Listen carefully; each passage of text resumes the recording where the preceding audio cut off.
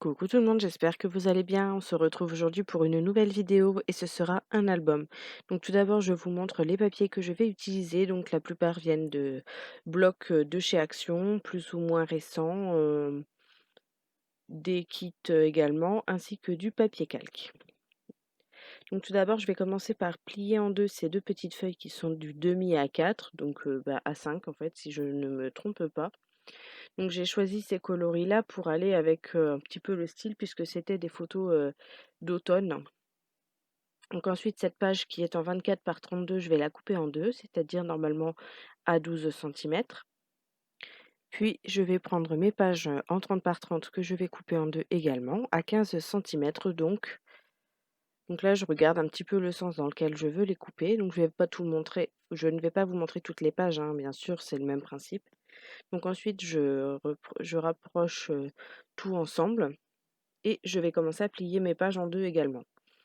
Donc j'ai compté approximativement, hein, le nombre de pages qu'il me fallait, mais il me semble que j'en avais prévu plus que ce que j'avais besoin réellement. Mais je voulais pouvoir me sentir à l'aise dans mon album, en fait. Donc une fois que j'ai plié toutes les pages et que je les ai plus ou moins assemblées comme je le voulais, là je vais, mesurer avec la page la plus petite en hauteur, c'est-à-dire, donc le calque à 12 centimètres.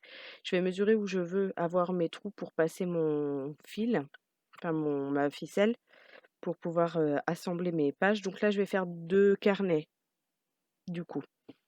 Donc je mets mes 2 morceaux de papier calque l'un sur l'autre pour épaissir déjà et puis pour les percer les 2 au même endroit.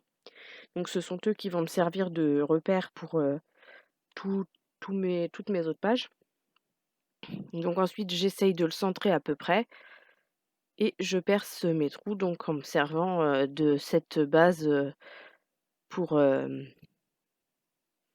pour pouvoir, percer toutes mes autres pages. Donc là, je vérifie, voilà et je mets ça correctement. Donc une fois que c'est fait, je prends de la cordelette, donc noire et blanche, hein, de la Twine, tout ce qu'il y a de plus basique et je commence à la passer dans mes trous. Donc c'était les petits trous, hein, de la crocodile pour, ceux qui se poseraient la question. Donc là, je coupe parce que ça va pas, c'est un peu effiloché, mais en fait, je me rends compte en passant dans chaque page que ça effiloche vraiment beaucoup et que je vais, me retrouver à découper, en fait, toute la bobine. Donc du coup, je prends une aiguille, une grosse aiguille, à canevas un peu et comme ça, c'est plus facile. En fait, ça évite d'abîmer toute la toile pour rien. Donc je passe dans chaque trou pour assembler, du coup, mon premier carnet. Ensuite, je repasse dans l'autre sens dans tous les trous. Je retire mon aiguille et je fais un nœud. Donc là, il me semble que je fais un nœud, enfin pas approximatif, mais que je ne fixe pas totalement parce que je vais avoir besoin de passer cette ficelle dans la couverture. Donc j'assemble mes 2 et je pré-colle, un peu mes photos dans laquelle elles vont. Donc j'ai déjà fait un premier carnet et là je vous montre le second.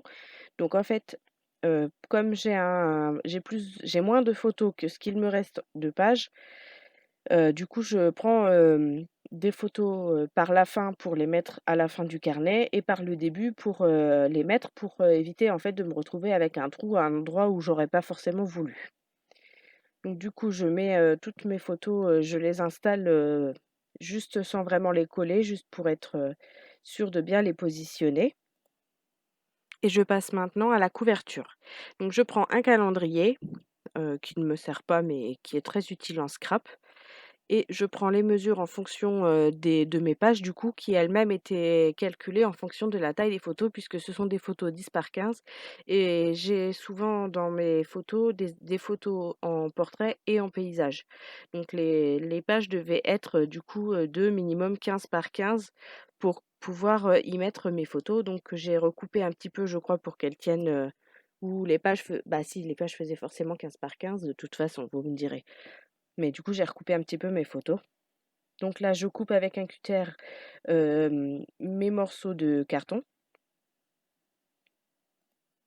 Ensuite, je les positionne avec, donc la tranche au milieu pour voir un petit peu, ce que ça donne. Je choisis mon papier de couverture, donc qui sera de la marque Dove Craft du bloc que vous voyez là, donc que j'avais, chez Action, chez Nose pardon, et ça vaut vraiment le coup d'acheter ces papiers chez Nose quand on peut en trouver.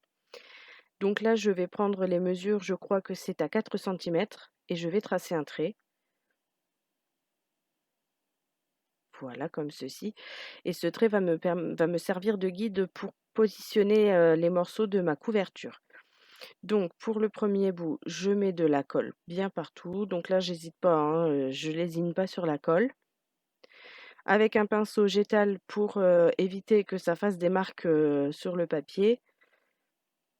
Et ensuite, je place mon morceau de carton, oui, de carton, sur mon bout de papier.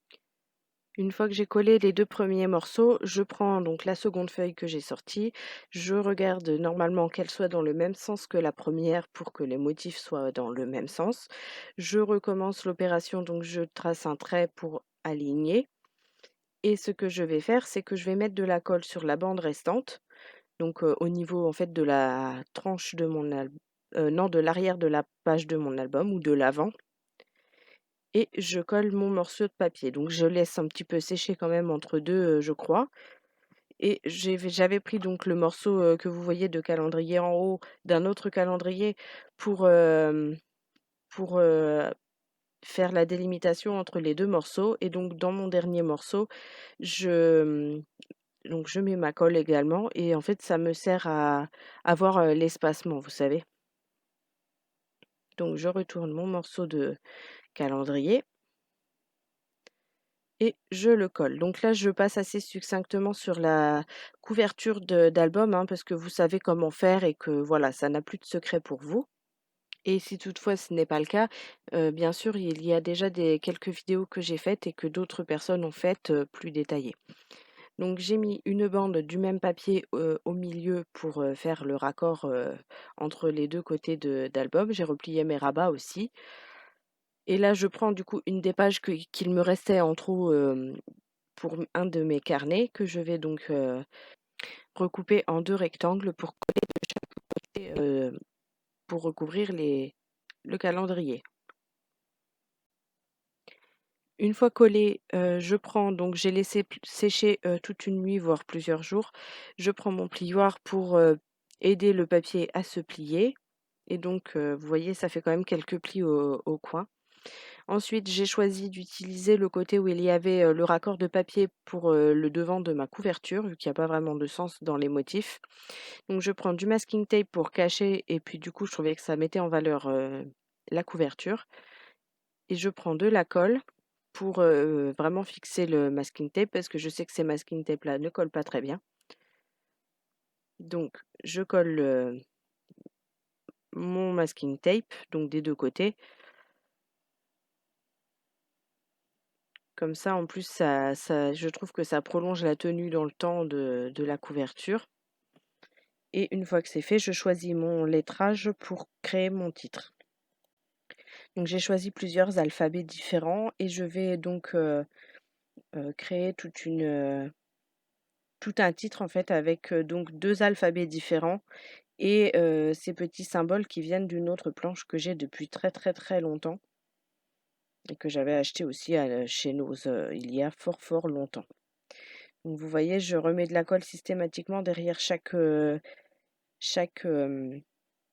caractère justement pour éviter que ça se décolle.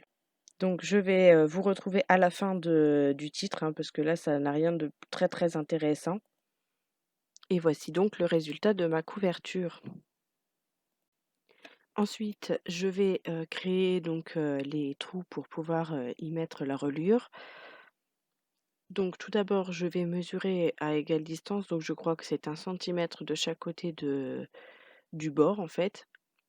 Et ensuite, je vais me servir donc des repères que j'ai oui, tracés pour mettre des points en fait là où doivent venir les trous. Donc je fais ça de chaque côté. Ensuite, je prends ma crocodile avec cette fois le grand trou et je perce donc les 4 trous. Là, je ne vous en montre normalement que 2. Donc je retire tout ce qui reste du coup qui est dans le trou qui n'est pas encore sorti. Ensuite, je choisis mes œillets, qui n'étaient pas si faciles que ça à mettre en place parce que ils avaient du mal à s'écraser. J'ai dû, les terminer avec un marteau. Donc là, pareil, je ne vous montre que 2 sur les 4, mais voilà. Une fois que c'est fait, je retire donc le cordon qui maintient mes pages. Je reprends mon aiguille. Donc, toujours le même procédé, hein. Je passe mon cordon dans mon aiguille, pour, faciliter parce que vous voyez, ça se dédouble quand même vraiment facilement. Donc ensuite, je passe mon aiguille dans tous les trous de chaque page. Donc là, vous voyez, j'ai toujours pas décoré mes pages et d'ailleurs à ce sujet, hem, ce que je vous propose, c'est de vous montrer, la confection des pages en fait, avec la présentation de l'album directement. Je pense que ça évitera une vidéo trop longue. Donc je fais un double nœud en essayant de serrer le plus possible pour éviter que ça soit trop lâche et je mets de la colle pour, que les nœuds ne se desserrent pas de trop et ensuite je coupe l'excédent de cordelette. Donc une fois que c'est fait, je vais commencer à faire une petite sélection d'embellissements et de petites décos que je vais mettre dans mon album. Donc j'ai regardé un petit peu dans tout ce que j'avais, que ce soit des choses qu'on m'a envoyées ou des blocs actions par exemple. Donc j'ai choisi, pour cette déco d'avoir, on va dire, un fil conducteur donc qui est le masking tape, couleur un petit peu rose gold comme ceci.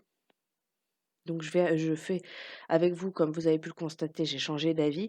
Je fais avec vous la déco de ces dernières pages et donc, je colle définitivement la photo cette fois et dans la sélection d'embellissements que je me suis fait, je prends, donc, là c'est un petit texte, des petites découpes et j'essaye d'accorder en fonction de ce qui me plaît en fait tout simplement. Donc je mets de la colle et je colle ma découpe. Donc il y a plusieurs types d'embellissements. Ce sont des découpes, par exemple, de die, que j'ai eues, que ce soit chez Saga Post Scrap ou que j'ai acheté, peut-être chez Florilège ou je ne me souviens plus et de petites choses que j'ai découpées, par exemple, dans des blocs actions.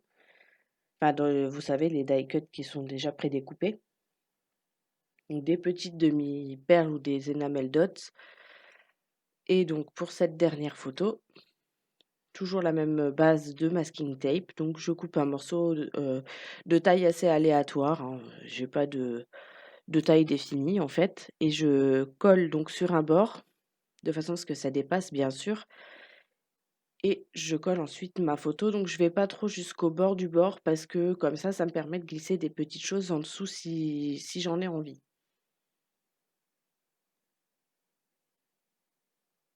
Donc je regarde un petit peu, quel embellissement je vais ajouter.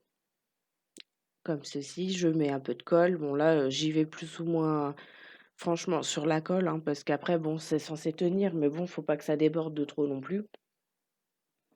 Et donc là, je sélectionne ce qui va décorer cette dernière moitié de page, on va dire. C'est pas vraiment une moitié, mais quasiment. Et pareil, je mets de la colle. Donc là, je colle tout d'abord les feuillages pour ensuite coller mon espèce de petite pancarte. Et puis voilà, ça s'arrête ici, pour la déco. Donc je vais vous laisser ensuite avec la découverte de l'album, terminé pour que vous puissiez vous faire une petite idée en fait, de comment j'ai décoré chaque page, tout simplement.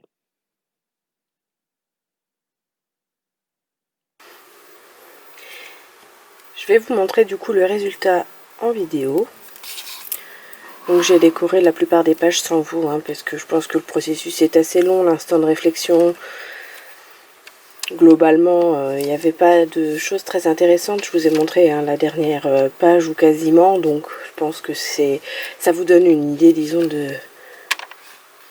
ce que j'ai fait comme décoration, hein. Toujours la base de masking tape pailleté, donc que l'on retrouve à chaque photo, pardon. Et puis après, divers embellissements. J'avais fait une sélection avant de démarrer. Déjà pour utiliser certains embellissements que j'avais depuis un certain temps et que je n'avais jamais utilisé, comme par exemple des choses un petit peu de ces coloris-là, qui sont dans des thèmes que je n'utilise pas forcément habituellement. Donc après, vous voyez comme une petite image gorgeuse. C'est pareil, j'utilise rarement ce genre de personnages, mais là je trouvais que ça se prêtait bien au thème et puis ça allait bien avec cet album. Donc vous voyez des petites choses que j'avais aussi en stock et que je n'avais pas forcément utilisées.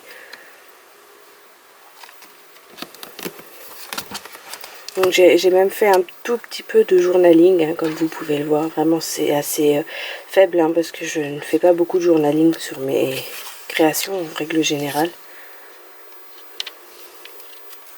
J'ai beaucoup aimé le principe d'utiliser du papier calque dans cet album. Je trouve que ça donne un petit peu de légèreté parce que c'est un album qui est assez condensé. Et j'ai beaucoup aimé du coup ce petit côté un peu transparent, léger.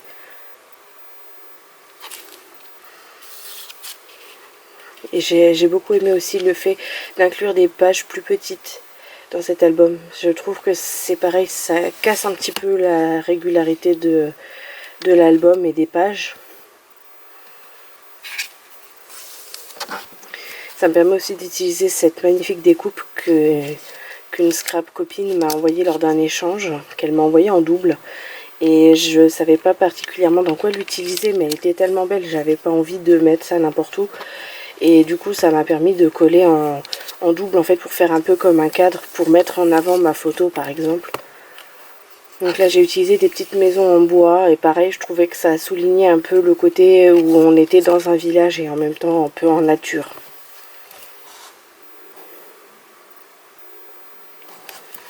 Ça m'a permis d'utiliser aussi les découpes bois de chez Saga Post Scrap que j'ai reçues lors de mon dernier calendrier de l'Avent, donc de 2019. Et j'avais envie, pareil, que ce soit un projet qui me tienne à cœur et que ça soit pas utilisé, on va dire, entre guillemets, à mauvais escient. Donc là, ça m'a permis vraiment de mettre en avant tout ce que j'avais gardé précieusement et qui n'était pas utilisé, en fait. Donc là, une petite carte d'un des derniers blocs de chez Action qui permet, entre guillemets, de faire de l'emballage cadeau. Parce que, personnellement, j'utilise pas du tout pour faire de l'emballage cadeau. Mais j'ai trouvé que ça correspondait vraiment bien à mon projet. Et donc voilà, j'ai décidé de ne rien mettre sur la toute dernière page. Pour solidifier ma tranche, donc vous ne l'avez pas vu, mais j'ai dû rajouter, pareil, le même masking tape pour permettre en fait que ça se déchire pas, parce qu'en fait mon papier était en train de se déchirer. Pourtant c'était un papier de marque, c'était la marque Dove Craft. Donc je sais pas en fait si c'est que le papier était trop fin, il y avait peut-être trop de contraintes sur le papier. Donc j'espère que cet album et cette vidéo vous ont plu et je vous dis à très bientôt pour une nouvelle vidéo.